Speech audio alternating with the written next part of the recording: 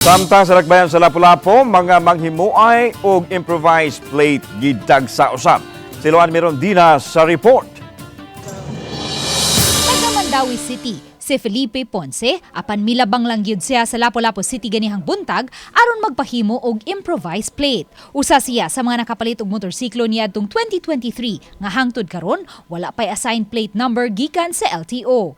Busa na balaka siyang usa-unya siya sa mga ma-apprehend sa taga-LTO kung hingpit na nga ipatuman ang LTO Memorandum Circular VDM 2024-2721 sa mga mapakyas pagsunod sa guidelines kung lagda kabahin sa paggamit sa improvised temporary plate sugod karong Setyembre 1.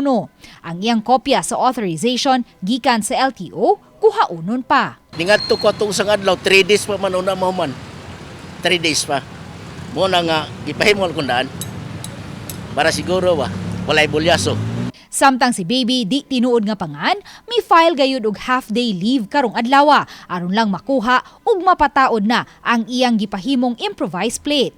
2016 pa niya napalit ang iyang motorsiklo, apan hangtod karon wala pa siya'y plate number. Para nako kung before sila mo release og na ila sa isettle daan ang ilahang backlog ba.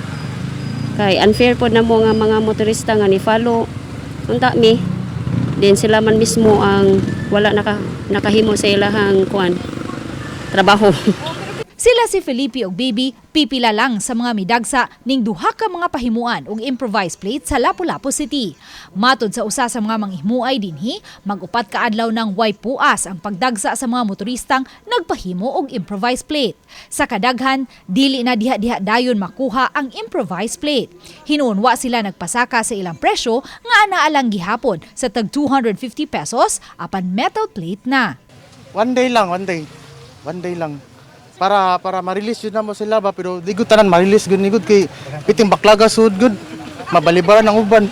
Ang LTO 7 director wala pay giluwatang bag-ong pamahayag kabahin niini kay nagpaabot pa sila sa official memo sa kauluhan. Uban ni Marlon Melgazo, Luan Merondina, Balitang Bisdak.